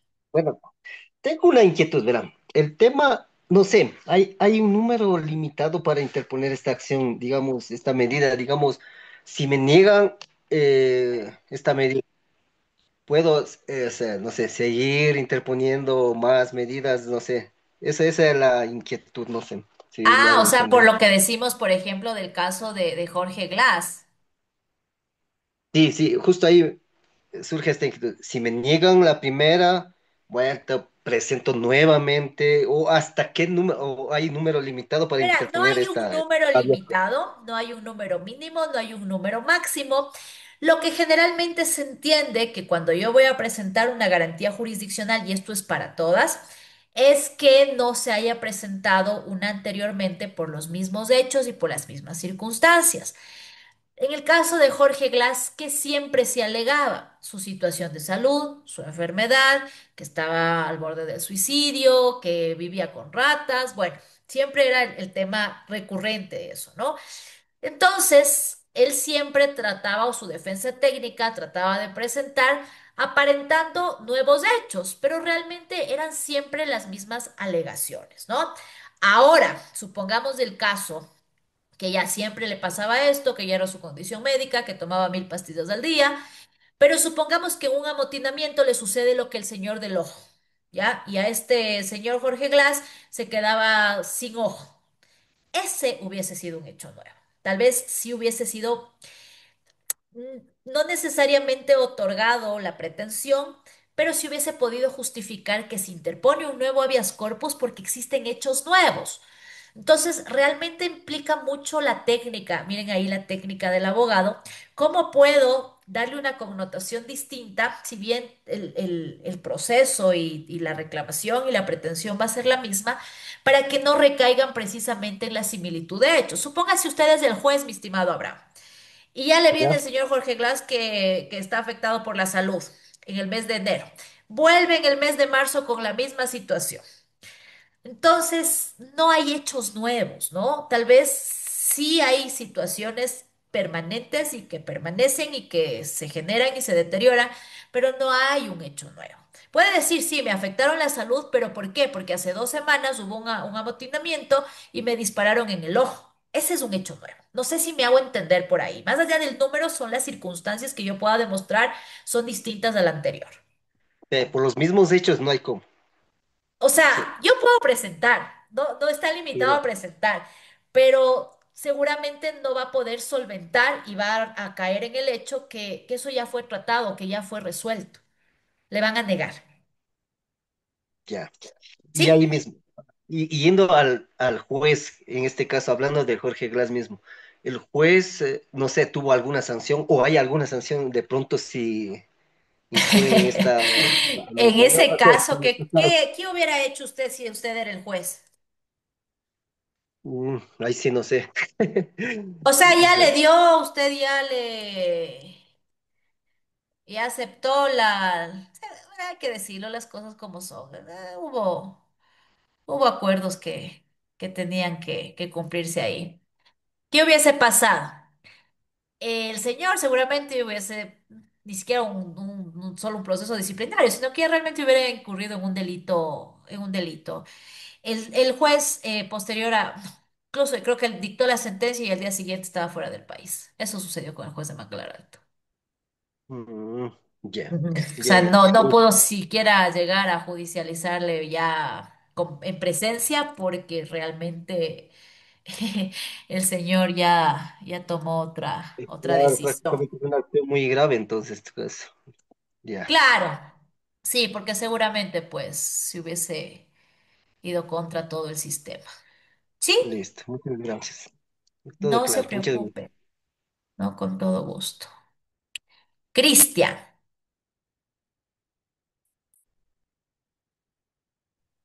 Ya, buenas noches, ¿cómo mi estamos, mi compañero. estimado Cristian? Me queda una pequeña duda respecto de este tema de la aprehensión. O sea, en estos casos, cuando resulta, cuando detienen a personas en contra de su voluntad, cuando adolecen de un vicio, ¿no? O sea, en este caso puede ser alcohol, drogas, y como usted decía, siempre va en contra de su voluntad. Se suscitan muchos casos así, ¿no? Pero realmente nunca he visto o realmente que se interponga un habeas corpus a favor de una persona así, por el hecho de adolecer un vicio así. Pero en este caso, póngase si fuera ese el caso, eh, sí prospera cuando uno argumenta que adolece o tiene un vicio así, cuando lo interpone. ¿Por qué no? ¿Por qué considera usted más bien que no debería prosperar o por qué usted considera que no? Porque eso es lo que le entiendo yo. O sea, usted dice, no tendría cabida un tipo de estas cosas. O sea, no lo ha visto, pero sí ha existido. Tal vez no es muy común, pero está ahí la posibilidad. ¿Por qué usted cree que Claro, no sí, sí. prosperaría? O sea, porque a ciencia cierta yo diría, si se realizaría una aprehensión, o sea, de una persona que sería en favor de esa misma persona por la recuperación de esa persona, por tratar de reinsertarla como a una vida social normal. No sé, no, pensaría que hay algún impedimento por ese lado, ¿no? O sea, es muy subjetivo, ¿no? Obviamente, como Claro, familia, si estamos tal vez ya desde un aspecto no legal, no le pongamos la parte legal, pero sí la parte correcto. Sí, personal, sí, o sea, yo creo que uno hace todo y cree en todo cuando tal vez tiene una situación ya desbordante en ese aspecto. ajá, Pero si vamos desde el aspecto objetivo, claro, formal, sí, legal, un sí, análisis más frío, ajá, lamentablemente, como le digo, retirando un poco la parte subjetiva, y es una máxima del derecho, mi derecho empieza cuando, perdón, mi derecho termina cuando empieza el derecho el del otro derecho ser del otro, humano, ¿no? correcto, Y este derecho de este ser humano no es que tiene derecho a drogarse, no es que tiene derecho a dañar su salud, pero son decisiones. Asimismo es parte de su derecho a la libertad, el mismo derecho a la libertad físico personal que se le está privando. El ingerir estas sustancias, por más dañinas que sean, es parte de su derecho a la libertad. No con esto estoy diciendo, pues, legalicen todo, ¿no? Pero desde, como le digo, desde un análisis ya de la otra parte. Y comparto un poco también lo que se dice cuando una persona quiere un cambio, cuando una persona aspira a realizar algún tipo de terapia o de tratamiento, si es con su acuerdo, con su voluntad y más allá de eso, con su conciencia y con su compromiso, ¿no? Y pero desde la parte legal viene eso, o sea, ¿quién soy yo o por qué yo soy un ser humano superior y tengo la autoridad? ¿De dónde nace esta autoridad para poder someter a alguien que no tiene la voluntad? Por eso le digo, estos centros no son ilegales, o sea, no es que están haciendo claro, nada, en teoría, porque también si hay centros que utilizan métodos tortuosos, o sea, nada, sí, sí, sí, sí, nada agradables. Pero si vamos a la parte médica, clínica, como usted bien lo expresa, o sea, son centros que realmente lo que buscan es tratar de rehabilitar, de desintoxicar a una persona, pero cuando esa persona también quiere hacerlo, porque le digo, no somos super seres humanos o no hay más o menos seres humanos aquí en categorización para que pueda someter el derecho y la libre determinación de la otra persona. Entonces hay que un ajá. poquito alejarnos de la parte familiar, emocional, moral y a veces sí verlo desde una parte muy objetiva del derecho, ¿no? Eso sería. Sí, mira, me queda esa pequeña interrogante, la verdad. Sí, o sea, más allá de que prospere, obviamente el otro tiene que tener defensa, ¿no? Y decir, a mí me trajeron los familiares, tampoco es que yo le fui, supongamos que usted es el director de este centro y le Claro, demanda. Seba, no, si pues yo, no vea, sé. yo no le fui a sacar de la casa y le vine trayendo acá, aquí están los familiares. Entonces, en tal No, pero caso, voy a ir contra los familiares. a ciencia cierta, sí hay algunos centros que ofertan ese servicio, que realmente, claro, o sea, cuando ya se vuelve un poco insostenible este tipo de comportamiento de la persona que está inmersa en ese vicio, pues realmente como es como que la familia incurre este tipo de mecanismos para tratar Tal de... vez, claro, o sea, yo creo que ninguna familia lo hace con mala intención, ¿no? Sí, sí, sí. La deshomosexualización, eso sí ya me parece No, una ves así tirada de ya los no, no cabe. cabellos, No, muy no, arcaico, o sea, eso no, sí no comparto. no, no tiene cabida aquí eso ya. Exactamente. La otra parte sí, incluso pueden tratar con medicina, porque son adicciones, ¿no? Parte psicológica, psiquiátrica incluso, pero lo otro sí, eso sí me parece atentatorio, ilegal y son centros de tortura, pues realmente, pues alguien que cree que está enfermo por tener una orientación sexual distinta. Correcto. Sí, es verdad. Sí, eso sería, Gracias, Doc. con todo gusto. Darío, Doctora, ¿cómo le va? Buenas noches. ¿cómo estamos? Eh, Doctora, una inquietud o Claro que pregunta sí. sería, en este caso ¿cuál sería el procedimiento para presentar un recurso de habeas corpus? ¿Cuáles serían los pasos en esta situación? ¿Cómo los? O sea, para presentar un habeas corpus ante la autoridad para que conozca el caso, si de pronto se vulneró algún tipo no estoy conforme con la sentencia que haya tenido la persona. Pues en este caso, ¿qué procedimiento A tendría yo ver, para es que me presentar? confunde usted porque me habla de un...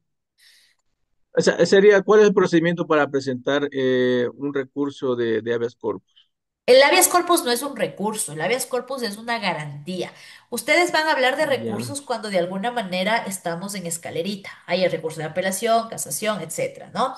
Esto es realmente una demanda, mi estimado Darío, es una demanda de habeas corpus. Entonces, usted presenta, ya dijimos las reglas jurisprudenciales, ante el juez del lugar en donde se produce o se conoce que está detenido, y en caso de desconocer, se puede poner en el domicilio de la persona que está interponiendo la acción. serían en dos lugares que Son dos sea cerca. opciones que usted tiene. ¿No? Ah, ya, correcto, entonces.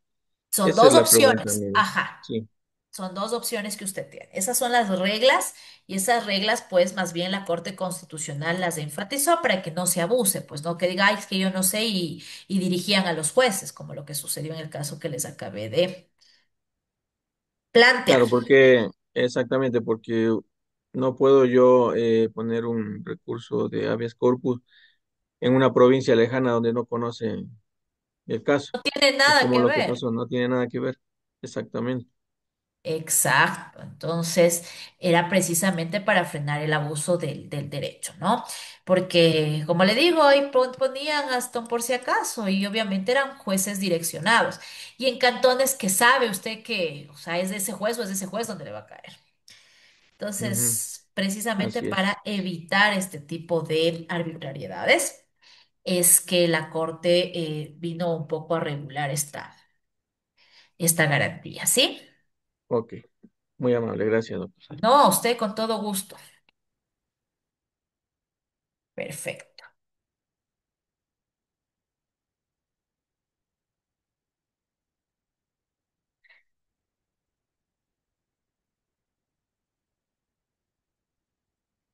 A ver, déjeme verle acá. Tengo a Liliana. Doctora, buenas noches. ¿Cómo estamos? Buenas noches. Quería hacerle una consulta, bueno, una pregunta y una inquietud que tengo en un caso. Bueno, de lo que ya hemos escuchado que una demanda de habeas corpus se debe presentar por atención indebida y bueno, otras cosas más. Yo conocí un caso de una persona que interpuso un habeas corpus por el caso de su hija, ¿ya? Entonces ella pone un habeas corpus en contra del padre y bueno, dice cuando no se conozca dónde está, pero este caso sabía que estaba con el padre. Entonces ahí no entiendo bien cómo le aceptaron este recurso del habeas corpus si sabía que ese niño estaba con el padre, digamos. y también conocía de que No ninguno de los sabría dos. exactamente decirle el por qué, porque no estoy al tanto del caso concreto. Acuérdense que cada caso tiene su particularidad. Y un poco más allá para abrirles la visión, no crean que las cosas que suceden ya en la práctica o en la realidad están conforme a la ley. Sí, o sea, puede haber muchísimas circunstancias. Supongamos que este padre era policía. Sí, entonces estaríamos hablando de una desaparición en manos de un agente estatal. Depende de muchas circunstancias para que yo pueda darle una respuesta técnica jurídica correcta. En Y estos así casos, sea el pues, padre. O perdón. sea, así O sea sea, el padre. realmente me resulta súper descabellado pensar que se haya dado un habeas corpus en esa circunstancia. Ya. Yo Pero no, también, o sea, eso o también sea, no le me niego sorprendió mucho. que pueda sucederse. Como le he dicho, incluso en nuestra diversidad de la forma en la que se tratan en cada provincia es totalmente distinto. O sea, hay jueces que sí, lamentablemente estamos en manos de jueces que yo creo que los títulos lo compraron, no tienen idea, no tienen lógica del derecho. Sí he visto circunstancias, pero yo puedo proponer, yo como ciudadano, incluso si es que no tengo la necesidad procesal de que me exija poner un abogado, yo puedo poner cualquier cosa. Eso tengan claro. O sea, yo puedo presentar cualquier cosa. El problema es que el juez me acepte eso. Por eso digo, me parece súper absurdo Ajá, decir que está privada de la libertad por parte del padre, porque, bueno, si hay figuras, o sea, tal vez el proceso no era el más indicado, pero sí hay otro tipo de medidas, pues, por ejemplo, estos temas de los menores, ¿no? Cuando están con los padres y no tienen la tenencia. Entonces, ahí sí se puede de alguna manera judicializar, pero otra vía. O sea, le digo que puede haberse dado, no me parece, no me cabe, pero ajá, van a ver de todo ustedes, o sea, realmente van a ver de todo. O sea, sería interesante si tal vez tiene el número de proceso, revisarle y ver qué pasó, porque me llama la atención que haya un caso de esos, ajá. pero no sabría cuál es la fundamentación que el juez lo haya otorgado, como usted me dice. Sí, yo también me quedé sorprendida por ese lado y por eso quería preguntar a ver cómo era posible No eso, sé, no pensando ha que sido fue que el tampoco un juez le caso aceptó. sonado para Ajá, decirle si lo conozco, no sabría. ujú. Yo igual escuché y por eso me sorprendía, digo, pero, o sea, puede entonces, digamos, si se lo llevan a mi hijo, el papá, y digamos, no me lo quiero entregar y puedo presentar un habeas corpus, Si entonces. ustedes se dan cuenta, la generalidad de la garantía me dice yo puedo presentar frente a privación de libertad de personas particulares. El señor es una Ujú, persona particular, no está actuando como agente del Estado, se configura ese hecho. Pero como le digo, tal vez no todos los mecanismos conducen a esta necesidad.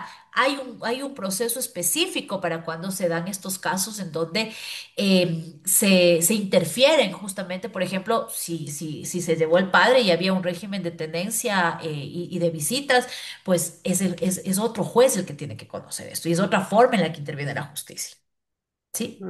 ya, listo, Pero gracias, no le niego que puede haber pasado eso. ya listo, gracias, doctora. A usted, Jairo. Doctora, buenas noches. ¿Cómo estamos? Doctora, tengo una pequeña inquietud sobre el respecto o sea, diré, ¿cuál es el motivo de plantear la acción de habeas corpus cuando, en caso de desaparición, cuando existe una intervención por la fuerza pública, cuando este recurso se plantea para liberar a una persona cuando se encuentra privada ilegítimamente de la libertad? Puede ser que esa persona que se encuentre desaparecido ya, como decir así, puede estar muerto ya. No sé Claro, si me hace puedes, entender. o sea, la pregunta es ¿cuál es el objetivo de plantear un habeas corpus en caso de desaparición forzosa o Sí, forzada? sí, sí, doctora. Eh, Tal vez, bueno, puede haber muchos objetivos. Uno de los objetivos es que como la persona bajo los hechos actuales o lo que, en el momento en el que se está presentando, lo único que se sabe es que está desaparecida, se ignora su paradero, no se sabe si vive, no se sabe si muere. Se trata inicialmente de que un juez obligue en este caso, la Policía Nacional, a que inicie labores de búsqueda, ¿sí? Y más aún cuando ha habido intervención por parte de la autoridad estatal, se investiguen, o sea, se realicen primero las acciones de encontrarle a la persona, ¿sí? Em, Sirve también porque lo que normalmente se podría posteriormente judicializar es responsabilidad ulterior del Estado, en este caso, y podría llegarse a un caso de Corte Interamericana de Derechos Humanos. Es muy frecuente las desapariciones en manos de agentes estatales.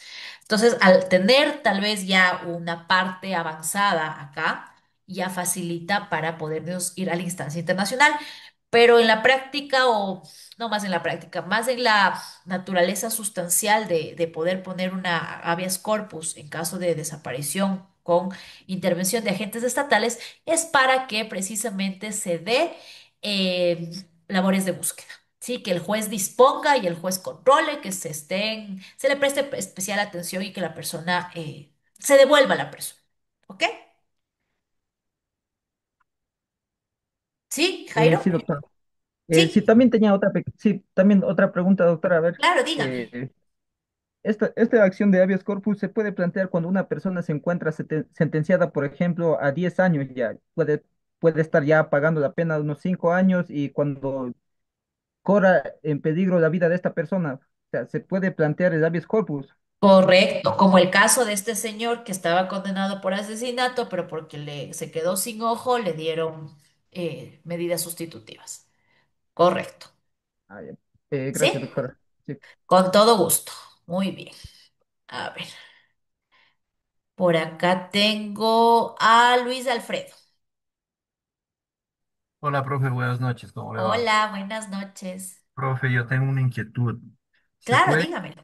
se puede interponer esta garantía de forma preventiva cuando uno conoce que en forma ya real y con un criterio objetivo hay la amenaza de que a una persona la vayan? Por ejemplo, hablábamos hace rato sobre los centros de rehabilitación, de deshomosexualización y demás. Entonces, yo como familiar de una persona que conozco yo, que le van a internar en un lugar de estos, yo puedo solicitar como medida preventiva esta garantía de habeas corpus. No, el habeas corpus ya viene cuando hay una privación ya de la libertad, o sea, cuando ya el hecho se concreta. Lo que sí puedo poner, y lo que usted me dice como medida preventiva, se llaman medidas cautelares constitucionales, que son otras garantías, no solo para el habeas corpus o para contextos de privación de libertad, sino para todos los derechos que sirven para evitar la violación de un derecho constitucional o cesar la violación de un derecho constitucional. Esa ya la vamos a abordar, pero el habeas corpus no es preventivo. Ok, gracias, profe. ¿Sí? No se preocupe. Bairo. Bairo. Doctora, buenas noches. Hola, buenas noches. Solo para hacer una consulta, doctora. Con todo gusto. En el caso de los indígenas que fueron aprendidos en Otavalo, y dos eran, y los llevaron bueno, aparecieron en Esmeraldas, en la cárcel. Tal vez ahí sí procedía esta garantía. ¿Por qué? No sé el contexto de los hechos específicos de la privación de libertad de los indígenas de Otavalo, pero si usted tiene un poquito más de conocimiento, le pregunto por qué usted consideraría eso. Porque fueron aprendidos en una provincia por la fuerza pública y los familiares no sabían dónde estaban. Y lógicamente luego de alguna situación de investigaciones, ellos se encontraban en la provincia de Esmeraldas, en la cárcel, que justo en ese tiempo hubo algún tipo de amotinamiento y habían fallecido 16 personas. Entonces, tal vez ahí se podría considerar aplicar este tipo de garantía por ese riesgo.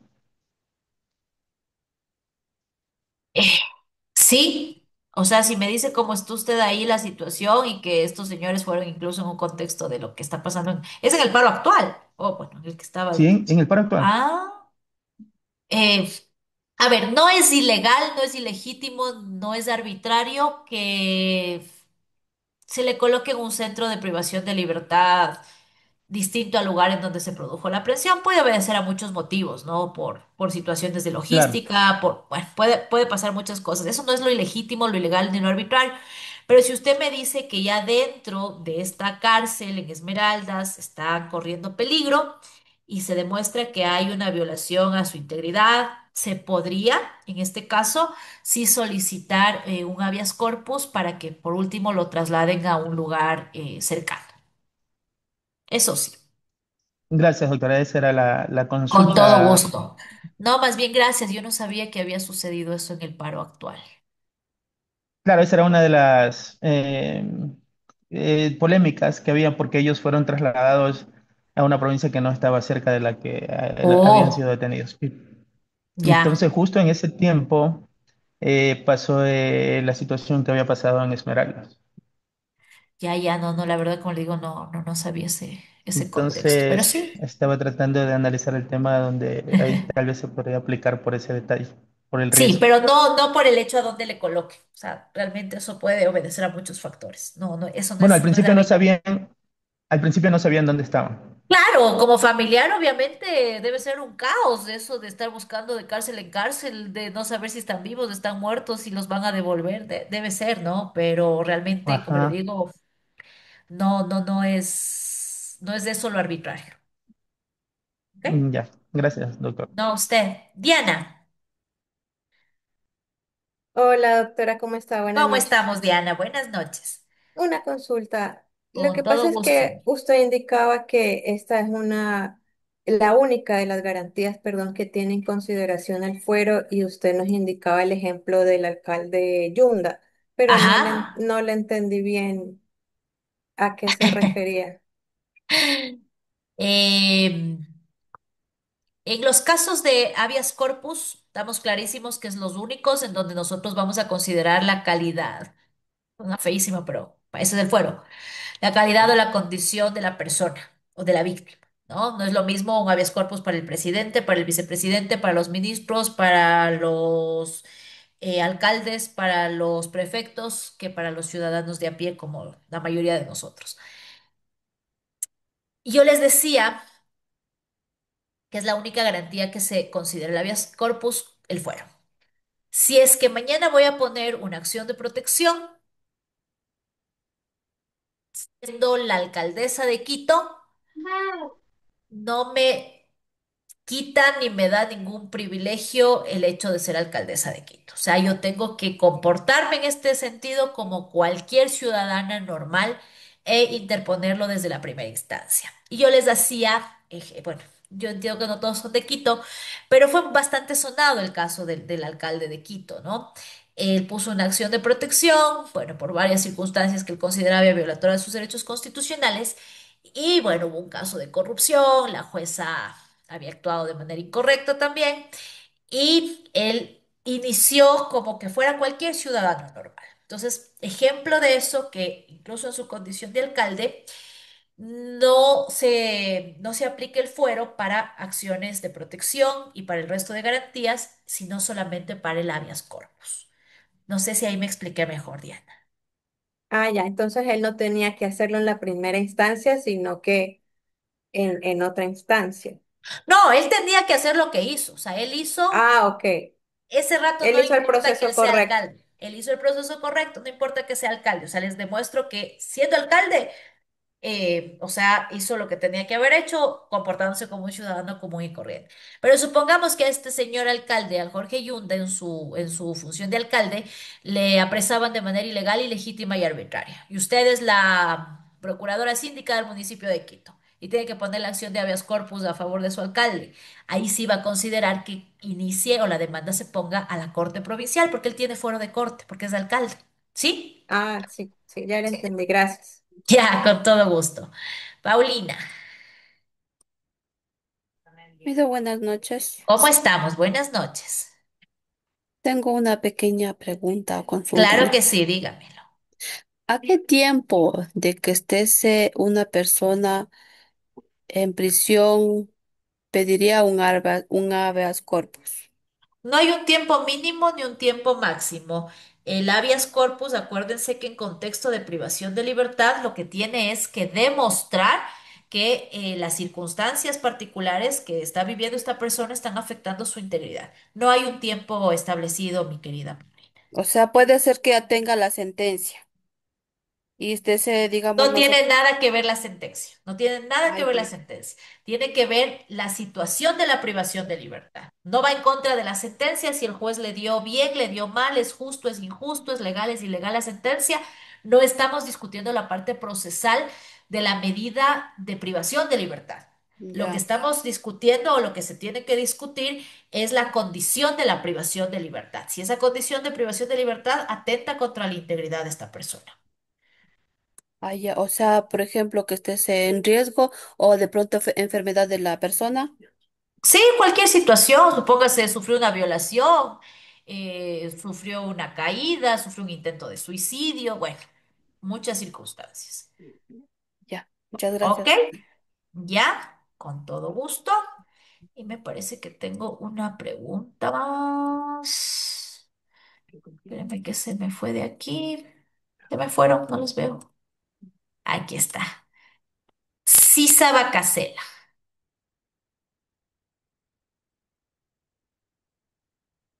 Buenas noches, doctora. Hola, ¿sí me escucha? Ya. Sí, sí, lo escucho. A Disculpa, ver, ayer les cuénteme dije. su pregunta. Mi pregunta es, ¿el habeas corpus es netamente para los que ya están privados de libertad o no? Tiene que haber una privación de libertad, sea esta, digamos, legal o ilegal, pero que haya una persona que esté afectada en su derecho a la libertad. Ah, ya. Entonces aquí la pregunta es de que, hablando del paro del compañero que mencionó, había Ajá. una manifestante y en la cual al momento que estaban disparando los gases lacrimógenos, ella se acercó a decir que no le maltraten, no disparen, y la cual fue apresada.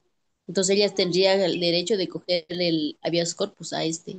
Podría acogerse a un habeas corpus, tal vez se podría demostrar que la detención fue arbitraria, porque ella realmente no estaba ocasionando disturbios, estaba eh, protestando de manera pacífica, pero el agente estatal, abusando de su autoridad, la priva de manera arbitraria.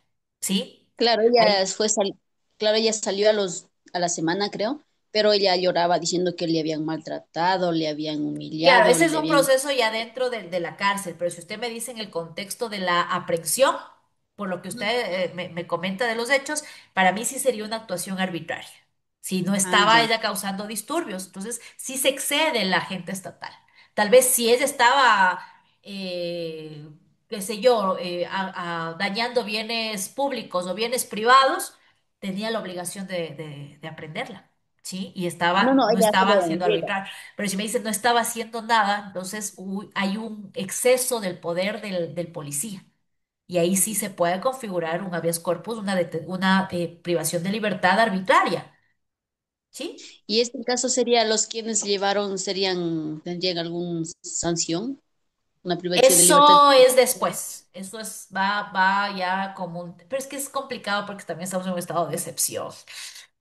Ah, Entonces, ya. eso vamos a verlo cuando revisemos el estado de excepción. Es un poco complicado verlo tan objetivamente porque sí hay ciertos temas que en el estado de excepción se podrían malinterpretar o a veces permitir abusos, como los que usted está observando.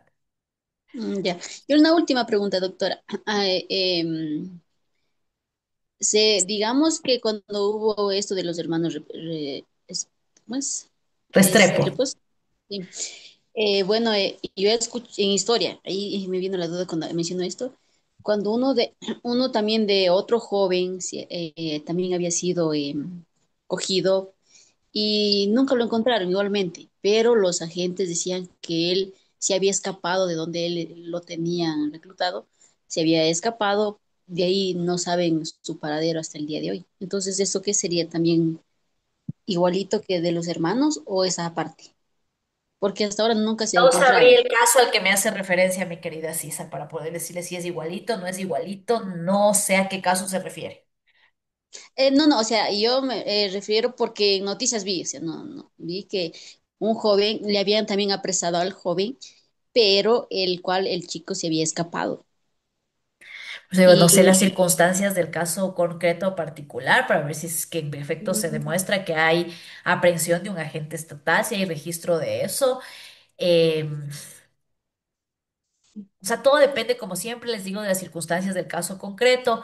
Y hay veces que no puedo darles las respuestas que ustedes quisieran porque realmente no conozco a profundidad el caso, ¿no? Si alguna vez les expongo casos que trato que sean un poquito de conocimiento público, de contexto actual o histórico, pero claro, hay muchos casos que van a obedecer a la particularidad y realmente me quedo corto si no tengo el proceso judicial a la mano o que se haya investigado.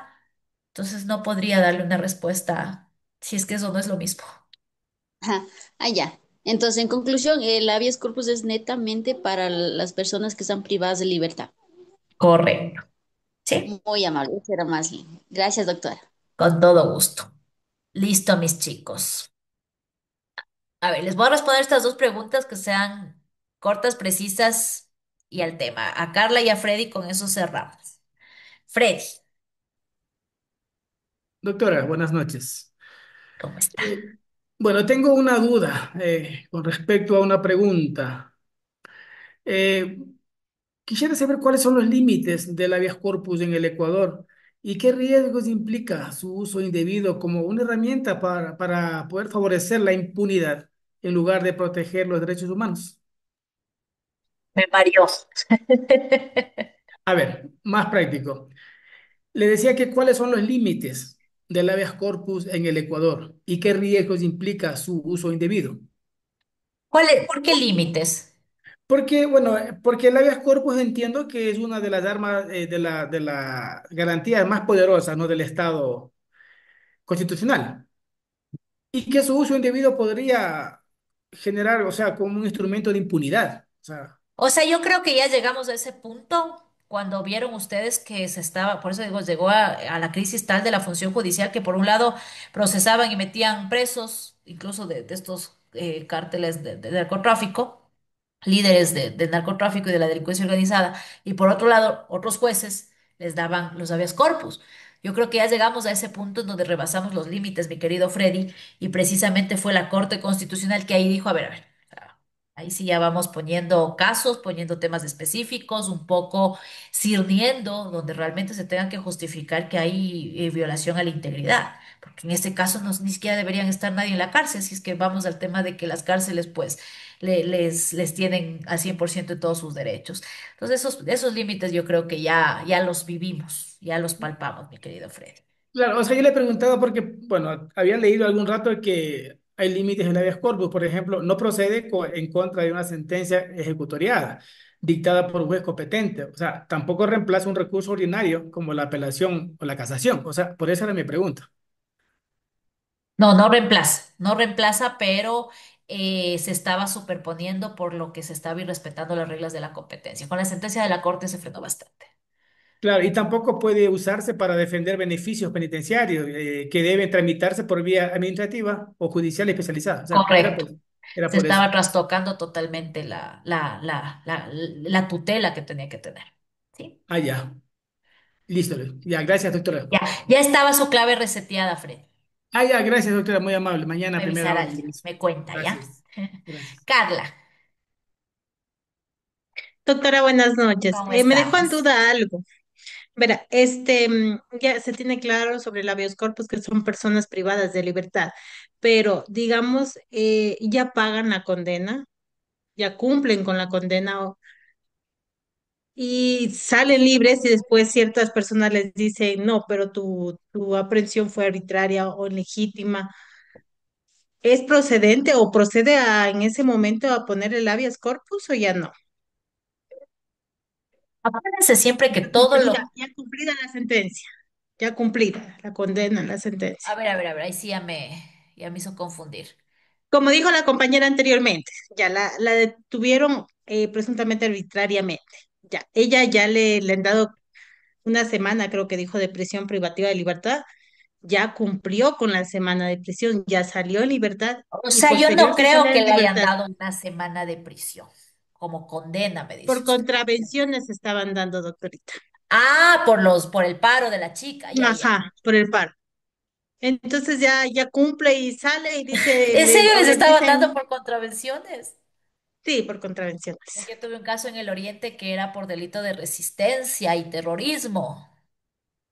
Ya depende del procedimiento de cada y Claro, por eso los le digo, indicios que ya les tengan, estaban porque dando hay que tener en ¿ah? cuenta que para nosotros proceder, pues hay bastante personal policial que está infiltrado de civil, tomando fotografías, videos y todo. Me imagino. Y posterior a eso, pues ya para nosotros poder tener de cierta forma Pruebas. nuestra aprehensión, pruebas. Entonces ya bueno, se maneja internamente. Pero mi pregunta es que ya cumpliendo, ¿puede acoger al habeas corpus o ya no le darían paso? Porque ya estaría libre, ya no privada de libertad. Es interesante la pregunta que hace porque el habeas corpus ha tenido un desdoblamiento interesante. Antes era solo para la libertad. Luego ya empezó y es el habeas corpus que ahora se llama el habeas corpus correctivo, que es en estos contextos de privación donde se les afecta el derecho a la integridad. No llega, no se ha dado todavía casos, yo intenté uno, pero era por otra vía, en donde se busque corregir al proceso anterior de privación de libertad. La legislación ecuatoriana no lo contempla. La Corte Constitucional sí va como que generando jurisprudencia, pero todavía no considera ese habeas corpus.